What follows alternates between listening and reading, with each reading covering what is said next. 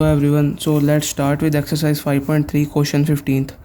तो इसमें दे रखा है a contract on construction job specifies a penalty for delay of completion beyond a certain date as follows: 200 rupees for the first day, 250 for the second day and 300 rupees for the third day etcetera. The penalty for each succeeding day being 50 rupee more than the preceding day.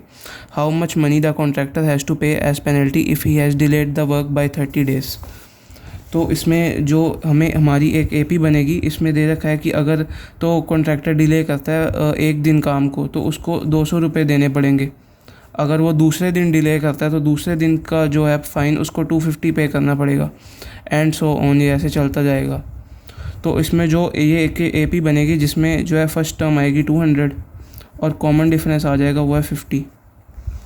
तो इसमें कहा गया कि अगर एक contractor जो है 30 days तक डिले करता है, यानी कि n की वैल्यू आ गई 30, तो हमें बताना है कि उसको टोटल जो पेनल्टी है वो कितनी पे करनी पड़ेगी। तो हमें यानी कि सम ऑफ 30 टर्म्स फाइंड करना है। तो हमें सम ऑफ 30 टर्म्स फाइंड करना है। तो हम एस एन का फॉर्मूला लगा देंगे, sum of n terms which is given by n/2 2a plus n-1 into D.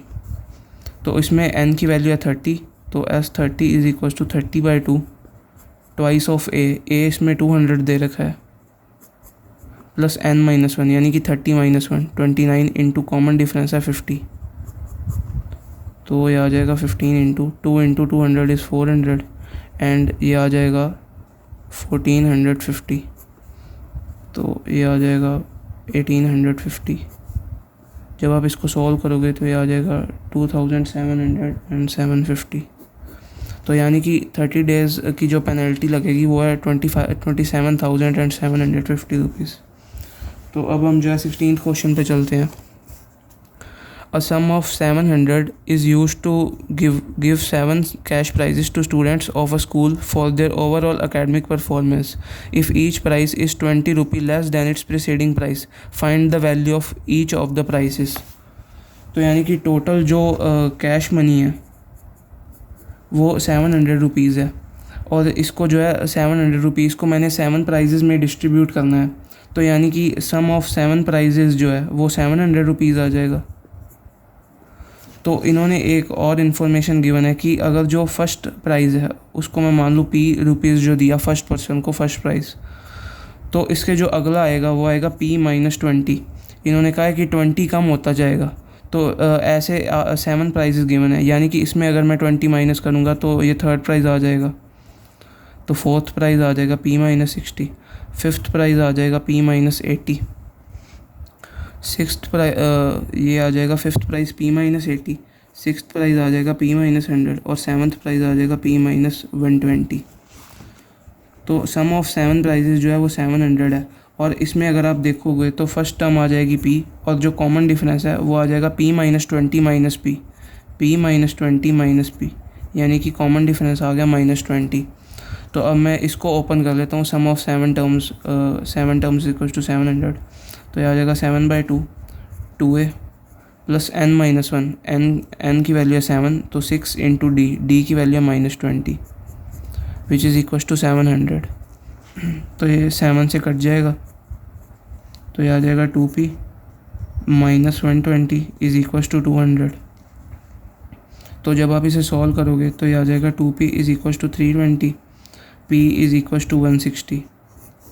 तो यानी कि जो p की वैल्यू है 160 आ गई, यानी कि जो फर्स्ट प्राइज़ है वो होगा 160 रुपीज़ का, और इसके बाद जो है 20 रुपीज़ हम सब्ट्रैक्ट करते जाएंगे तो हमें 7 प्राइजेज़ मिल जाएंगी। इन्होंने कहा है कि हमें 7 प्राइजेज़ बताने हैं, तो फर्स्ट प्राइज़ आ जाएगा 160 रुपीज़ का, जो सेकंड प्राइज़ होगा वो 140, और उसके बाद 120, 100 और 80, 60 एंड 40। तो ये 7 प्राइजेज़ आ चुके हैं हमारे पास। तो अब हम नेक्स्ट क्वेश्चन पे चलते हैं। तो 17th क्वेश्चन में दे रखा है, in a school students thought of planting trees in and around the school to reduce air pollution. It was decided that the number of trees that each section of each class will plant will be the same as the class in which they are studying. Example, a section of class 1 will plant 1 tree, a section of class 2 will plant 2 trees, and so on till class 12. There are 3 sections of each class. How many trees will be planted by the students? तो इस question में अगर मैं मान लूँ कि first section का जो फर्स्ट क्लास है, तो फर्स्ट क्लास जो है वो एक ट्री प्लांट करेगी, जो सेकंड क्लास है वो 2 ट्रीज प्लांट करेगा, सिमिलरली जो थर्ड क्लास है वो 3 ट्रीज प्लांट करेगी, and so on up to जो 12th क्लास है वो 12 ट्रीज प्लांट करेगी। तो अगर मैं मान लूँ कि एक स्कूल है जिसमें एक ही सेक्शन है, तो जो फर्स्ट क्लास है उसका एक ही सेक्शन है, तो फर्स्ट क्लास जो है एक ही ट्री प्लांट करेगी। तो अगर मैं इसका सम निकाल लूँ तो इसमें जो फर्स्ट टर्म है वो है 1 और जो कॉमन डिफरेंस है वो है 1, क्योंकि 2 - 1 1। तो इसमें जो है 12 क्लासेज हैं, तो sum of 12 terms is 12/2 2a plus n-1, यानी कि 11 into D, common difference is again 1, तो यह आ जाएगा 12/2, 11 + 2 इज़ 13, तो 2 × 6 = 12 और 13 × 6 = 78। तो इसे आप एक और फार्मूले से निकाल सकते थे, sum of n natural numbers. तो sum of n natural numbers is given by n into n + 1/2। तो इसमें अगर आप n की वैल्यू को 12 पुट करते तो 12 इंटू 13/2 आ जाता। तो इससे भी मैं निकाल देता हूँ 12 इंटू 13/2, तो ये अगेन 78 आ जाना था। तो अब जो है हमारे पास 78 आ गया, पर इन्होंने क्वेश्चन में दे रखा है कि जो है सेक्शंस 3 हैं, तो यानी कि एक सेक्शन जो है वो 78 ट्रीज प्लांट करेगा। सिमिलरली जो सेकंड सेक्शन है वो भी 78 ट्रीज प्लांट करेगा। तो अगर 3 सेक्शंस है तो टोटल नंबर ऑफ़ ट्रीज हो जाएंगे 3 इंटू 78, यानी कि ये आ जाएगा 234। तो अब हम चलते हैं 18th क्वेश्चन पे। तो 18th क्वेश्चन में हमें दे रखा है, a spiral is made up of successive semi circles with centre alternately at A and B, starting with centre A of radius 0.5 cm, 1 cm, 1.5, 2 cm and so on, as shown in figure 5.4. What is the length of such spiral made up of 13 consecutive semicircles? तो इस diagram में जो अगर मैं L1 जो है semi circle, इसकी अगर मैं लेंथ देखूं तो इसमें जो रेडियस है 0.5 है। सिमिलरली जो L2 है उसकी लेंथ को ऐड कर दूँ, L3 की ऐड कर दूँ और L4 की ऐड कर दूँ, तो टोटल आ जाएगा सम ऑफ L13। तो हमें सम ही बताना है 13 सच स्पाइरल्स का। तो जो फर्स्ट स्पाइरल है यानी कि L1, अगर मैं उसकी लेंथ बताऊँ तो इसमें जो है 2πr, रेडियस जो दे रखा है वो है 0.5, और इसे मैं 2 से डिवाइड करूँगा क्योंकि जो है 2πr तो पूरी सेमी सर्कल का लेंथ का सर्कमफेरेंस का फॉर्मूला है, तो मुझे हाफ़ करना है बेसिकली। तो ये आ जाएगा 2 से 2 कैंसिल हो गया, तो ये 0.5 पाई सेंटीमीटर आ जाएगा। अगर मैं L2 जो स्पाइरल है या सेमी सर्कल बोल लो, तो इसकी अगर मैं लेंथ निकालूँ तो अगेन 2πr की जो वैल्यू है 1 हम लेंगे और इसको भी हम 2 से डिवाइड कर देंगे क्योंकि हमें सेमी सर्कल चाहिए, तो ये आ जाएगा पाई सेंटीमीटर। सिमिलरली आप L3 का भी निकाल सकते हो, L4 का भी निकाल सकते हो, तो ये KP फॉर्म करेगा 0.5 पाई सेंटीमीटर एंड सो ऑन। तो ये बनेगा, इसमें जो है फर्स्ट टर्म आ जाएगी 0.5 पाई सेंटीमीटर और इसमें जो कॉमन डिफरेंस आ जाएगा वो भी 0.5 पाई सेंटीमीटर। तो हमें 13 सच स्पाइरल्स की लेंथ निकालनी है, तो ये आ जाएगा 13/2 2a प्लस n-1, यानी कि n की वैल्यू 13, तो 13 - 1 इज़ 12 और इंटू डी कर देंगे 0.5 पाई, तो ये आ जाएगा 13/2,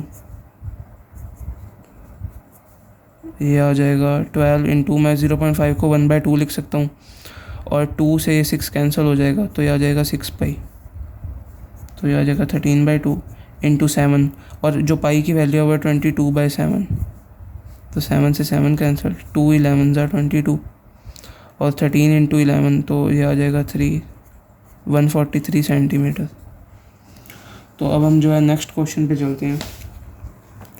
तो जो 19th क्वेश्चन है इसमें दे रखा है 200 logs are stacked in the following manner, 20 logs in the bottom row, 19th in the next row, 18th in the row next to it and so on.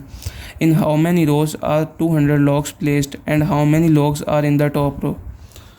तो इसमें जो है कि 20 logs जो है बॉटम रो में प्रेजेंट है, 18 उससे जो है नेक्स्ट रो में प्रेजेंट है, 19 सॉरी, और इसके बाद जो है 18 एंड सो ऑन। अब इन्होंने कहा कि कितने रोज़ मिला के जो है 200 logs बनेंगे, तो हमें nth टर्म, तो मैंने मान लिया कि सम ऑफ n टर्म्स जो है वो 200 के बराबर है, तो यानी कि अगर मैं n रोज़ को कंसीडर करूँ, उनका सम करूँ, तो मुझे जो है 200 लॉग्स मिलेंगे। तो इस AP में जो है फर्स्ट टर्म आ जाएगी 20 और जो कॉमन डिफरेंस आ जाएगा वो है -1 का। तो अब मैं इसे सॉल्व कर सकता हूँ। ये आ जाएगा n/2 2a प्लस n-1 यानी कि n-1 इंटू d वो है -1 इज इक्वल टू 200। तो ये आ जाएगा 40 -n + 1 इज इक्वल टू 400। तो ये आ जाएगा 41n -n² is equal to 400। ये आ जाएगा -n² + 41n -400 is equal to 0। अगर मैं पूरी इक्वेशन को माइनस से मल्टीप्लाई कर दूं तो ये आ जाएगा n² - 41n + 400 is equal to 0। तो अब अगर आप इसे क्वाड्रेटिक को सॉल्व करोगे, तो मैं by splitting the middle term से कर रहा हूँ, तो ये आ जाएगा n² - 25n - 16n + 400 is equal to 0। तो ये आ जाएगा n - 25 - 16 n - 25 is equal to 0। तो n की हमारे पास दो वैल्यूज़ आ गई, एक तो 16 और दूसरी 25। तो अब अगर जो है एक चीज़ है, अगर मैं a 25th टर्म निकालूं तो इसे मैं लिख सकता हूँ a + 24d, जिसमें a मेरे को 20 दे रखा है और 24 इंटू d दे रखा है -1। तो ये आ जाएगा 20 - 24 विच इज़ -4। तो -4 जो है वो पॉसिबल ही नहीं है, क्योंकि 25th रो में -4 लॉग्स प्रेजेंट हो ही नहीं सकते। तो 25th को हम रिजेक्ट कर देंगे। तो n की वैल्यू आ जाएगी 16।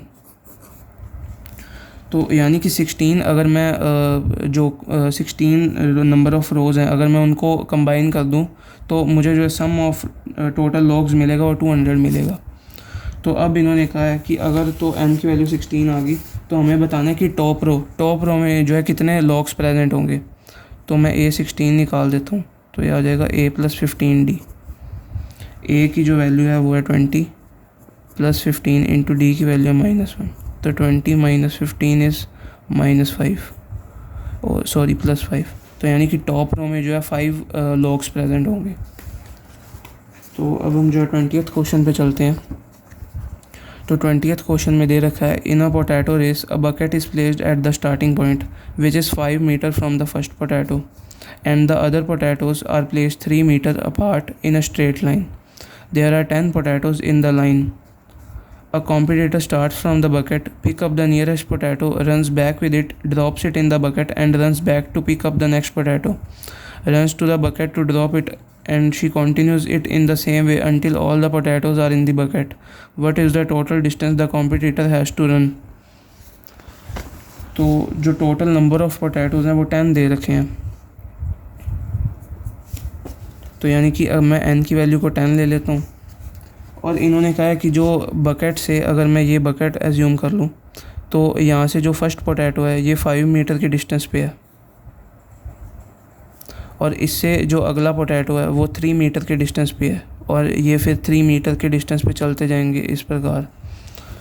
तो अगर कॉम्पिटिटर यहाँ से स्टार्ट करता है तो उसको पहले तो 5 मीटर जो है फर्स्ट पोटैटो तक जाना पड़ेगा, फर्स्ट पोटैटो को पिक करेगा और वो वापस जो है बकेट में पुट करेगा। तो यानी कि उसको जो है फर्स्ट पोटैटो पिक करने के लिए टोटल डिस्टेंस कितना कवर करना पड़ा, वो है 2 ऑफ 5 मीटर। यानी कि पहले तो वो गया फिर वो वापस आया, यानी कि उसको टोटल 10 मीटर्स कवर करने पड़े। अब वो जो है यहाँ पे खड़ा है, फर्स्ट पोटैटो उसने पिक कर लिया, अब वो यहाँ पे खड़ा है। अब उसको जो है यहाँ से लेके यहाँ तक मूव करना है, तो पहले 5 मीटर कवर करेगा फिर 3, यानी कि टोटल उसको वन वे उसको 8 मीटर ट्रैवल करना पड़ा और फिर वापस इसको वापस रखने आएगा, पोटैटो को बकेट में डालने आएगा, तो उसको 2 ऑफ 8 मीटर ट्रैवल करना पड़ा। अगेन उसको जो है फिर इधर तक ट्रैवल करना पड़ेगा 5 + 3 + 3 और फिर वापस आना पड़ेगा, यानी कि उसको 2 ऑफ 5 और 3 8 और 3 11 एंड सो ऑन ऐसे चलता जाएगा। टोटल n की वैल्यू 10 दे रखी है।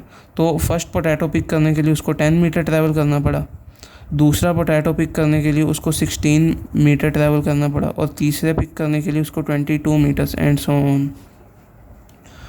तो फर्स्ट टर्म आ गई हमारे पास 10, कॉमन डिफरेंस आ गया हमारे पास 6, 16 - 10 is 6। तो हमें बताने की टोटल डिस्टेंस जो कॉम्पिटिटर है वो कितना ट्रैवल करेगा, यानी कि SN बताना है हमें। तो 10 एस एन की वैल्यू तो 10 दे रखी है, यानी कि हमें एस 10 बताना है। तो ये आ जाएगा 10/2 2a प्लस n-1 n-1 यानी कि 10-1 9 इंटू डी की वैल्यू है 6। तो ये आ जाएगा 2 5 10 2 10 20 9 6 54 5 इंटू 74। तो ये आ जाएगा 350 और 5 4 20 तो 3, तो ये आ जाएगा 370 मीटर्स।